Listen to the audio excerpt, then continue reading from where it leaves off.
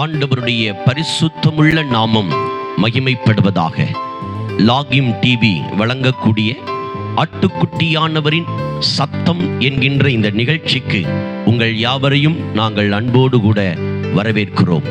ஆண்டவர் இந்த நிகழ்ச்சியை நமக்கு ஆசீர்வாதமாக மாற்றி கொடுக்கும்படி இருக்கிற இடங்களிலே நம்முடைய கண்களை நாம் மூடி, நம்முடைய தலைகளை நாம் தாழ்த்தி தேவனுடைய சமூகத்திலே ஜெபிப்போமாக. பரிசுத்தமுள்ள எங்கள் பிதாவே, சர்வ வல்லமை உள்ள ஆண்டவரே, உம்முடைய குமாரனாயிருக்கிற இயேசு கிறிஸ்துவின் நாமத்தில் உம்முடைய பாதத்திலே நாங்கள் வருகிறோம் சுவாமி. இந்த காலை நேரத்திலே ஆட்டுக்குட்டியானுடைய சத்தத்தை கேட்க வந்திருக்கிற எங்களோடு பேசும், எங்கள் இருதயத்தை திறந்தருளும், ஆசீர்வதியும், வழி நடத்தும். இயேசுவின் மூலம் ஜெபிக்கிறோம் நல்ல பிதாவே, ஆமேன். பிரியமானவர்களே, இந்த நாளிலே நான் உங்களோடு பேசும்படி எடுத்துக்கொண்ட கர்த்தருடைய வார்த்தையினுடைய தலைப்பு என்னவென்றால், ஒரு ஆளுக்காக மட்டும். இந்த காலை நேரத்திலே உங்களோடு ஒரு உண்மை சம்பவத்தை சொல்லும்படி நான் விரும்புகிறேன். ஜப்பான் தேசத்திலே நடந்த ஒரு உண்மையான சம்பவம் இது. அந்த ஜப்பான் தேசத்திலே ஒக்காயிடோ என்கிறதான ஒரு தீவு உண்டு. அந்த தீவிலே கம்ஷிராடக்கி என்கிறதான ஒரு ரயில் நிலையம் செயல்பட்டு கொண்டிருந்தது. அந்த ரயில் நிலையத்தில் இருந்து ஒவ்வொரு நாளும் காலை 7:15 மணிக்கு ஹாடா ஹானா என்கிறதான 17 வயது நிரம்பின ஒரு பெண் தன்னுடைய படிப்பிற்காக தன்னுடைய குக்கிராமத்தில் இருந்து அந்த பெரும் நகரத்திற்கு அவள் வந்தாள். ஆனால் 2015 வருடம் அந்த கம்ஷிராடக்கி என்கிற இடத்தில் இருக்கிறதான ரயில் நிலையத்தை மூடும்படி அன்றைய ஜப்பான் அரசாங்கம் முடிவெடுத்தது. ஆனால் அந்த மாணவியினுடைய பெற்றோர் அரசாங்கத்தை சந்தித்து, எங்களுடைய தீவில் இருக்கிற அநேக பிள்ளைகள் படிப்பதில்லை, ஆனால் இந்த மாணவியோ அவள் படிப்பின் மேல் மிகவும் ஆர்வமாய் தொலை தூரத்தில் இருக்கிறதான இந்த பள்ளிக்கு அவள் சென்று வருகிறாள். நீங்கள் கொடுக்கிற இந்த உதவியானது எங்கள் மாணவிக்கு மிகுந்த உதவியாக இருக்கிறது என்று பெற்றோர் கண்ணீரோடு ஒரு கடிதத்தை அந்த அரசாங்கத்துக்கு தெரிவித்தார்கள். அரசாங்கமானது அதை மறுபரிசீலனை செய்தது.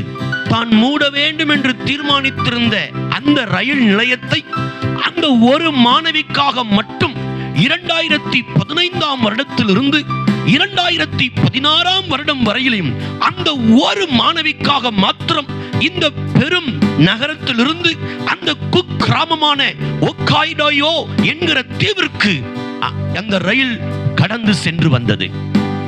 காலப்போக்கில் அந்த மாணவியோடு கூட அந்த ஒக்காய்டோ என்கிறதான தீவில் இருக்கிறதான மக்களும் தங்களுடைய வேலைக்காக அன்றாடம் அந்த ரயிலை பயன்படுத்தினார்கள். பிரியமானவர்களே, ஜப்பான் அரசாங்கம் மூட வேண்டும் என்று தீர்மானித்திருந்த ஒரு ரயில் நிலையம் 2016 ஆண்டுக்கு பிற்பாடும் அந்த மக்களுக்காக, அந்த ஒரு மாணவிக்காக எடுத்த முயற்சியின் நிமித்தம் அங்கிருக்கிற மக்களும் ஆசீர்வதிக்கப்பட்டார்கள். பரிசுத்த வேதாகமத்திலும் கூட யோவான் எழுதின சுவிசேஷ புத்தகம் 4ஆம் அதிகாரத்தில் ஒரு உண்மை சம்பவம் எழுதப்பட்டிருக்கிறது. சமாரியா என்று சொல்லக்கூடிய ஒரு கிராமத்திலே ஒரு கிணறு ஒன்று இருந்ததாக இந்த யோவான் 4ஆம் அதிகாரத்தில் எழுதப்பட்டிருக்கிறது. நான் சில வசனங்களை உங்களுக்கு வாசிக்கிறேன். யோவான் 4:4, அவர் சமாரியா நாட்டின் வழியாய் போக வேண்டியதாய் இருந்தபடியால் யாக்கோபு தன் குமாரனாகிய யோசேப்புக்கு கொடுத்த நிலத்துக்கு அருகே இருந்த சமாரியாவில் உள்ள சீகார் எனப்பட்ட ஊருக்கு வந்தார். அங்கே யாக்கோபுடைய கிணறு இருந்தது. இயேசு பிரயாணத்தில் இளைப்படைந்தவராய் அந்த கிணற்றின் அருகே உட்கார்ந்து, அப்பொழுது ஏறக்குறைய 6 மணி வேளையாய் இருந்தது. நீங்கள் தொடர்ந்து இந்த அதிகாரத்தை நீங்கள் வீட்டிலே வாசிக்கும் போது இங்கே ஒரு உண்மை சம்பவத்தை பரிசுத்த ஆவியானவர் எழுதி வைத்திருக்கிறதை நாம் பார்க்க முடியும். சமாரியா பட்டணத்திலே சீகார் எனப்பட்ட அந்த கிராமத்திலே இருந்த கிணற்றின் அருகிலே இயேசு ஏன் வந்தார் என்று சொன்னால், அங்கே ஒரு பெண்ணுக்காக இயேசு பல மைல் தூரம் நடந்தே வந்து அந்த கிணற்றின் அருகே காத்திருந்தார். அந்த பெண் தண்ணி எடுக்க வரும்போது அவளோடு பேசி அவளுக்கு விலையேறப்பட்ட ரட்சிப்பை கொடுத்தார்.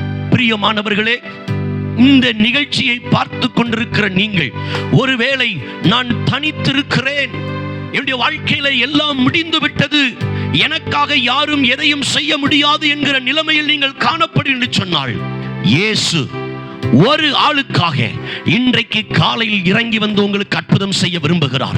ஒருவேளை சமாரியா பெண்ணை போல வெறுத்து தள்ளப்பட்டு ஒதுக்கப்பட்டு யாரும் தண்ணி எடுக்க வராத அந்த மத்தியான வெயிலிலே வந்திருந்த அவளை சந்திக்கும்படி இயேசு சித்தம் கொண்டிருந்தார். இன்றைக்கு வெறுக்கப்பட்டு ஒதுக்கப்பட்டு குறை சொல்லப்பட்டு குற்றம் சாட்டப்பட்டு தனிமைப்படுத்தப்பட்டு புறந்தள்ளி பல காரியங்களிலே நீங்கள் இழிவுபடுத்தப்பட்டு தனித்து நிற்கிற ஒரு சமாரியா பெண்ணாக நீ காணப்பட்டாலும், இந்த காலை நேரத்தில் நான் பிரசங்கிக்கிற இயேசு உன் ஒருவருக்காக நீ இருக்கிற இடத்திலே இறங்கி வந்து உன்னை ஆசீர்வதிக்க விரும்புகிறார். நீ இருக்கிற இடத்திலே உன்னோடு வந்து பேசி உனக்கு ஒரு சமாதானத்தை கொடுத்து, உனக்கு ஒரு சந்தோஷத்தை கொடுத்து, உனக்கு ஒரு விடுதலையை கொடுத்து, உனக்கு ஒரு ஆசீர்வாதத்தை கொடுத்து உன்னை ஆசீர்வதிப்பதற்காக பரலோகத்தை விட்டு இந்த காலை நேரத்திலே கர்த்தர் நீ வரக்கூடிய இடத்திற்கு உனக்கு முன்பதாகவே வந்து நின்று உன்னை ஆசீர்வதிக்க விரும்புகிறார். நீ தண்ணி எடுக்க வருவாய் என்பதை அறிந்து இயேசு சமாரியா பெண்ணுக்கு முன்பதாக வந்தது போல் இந்த காலை நேரத்தில் நீ வரக்கூடிய இடத்திற்கு,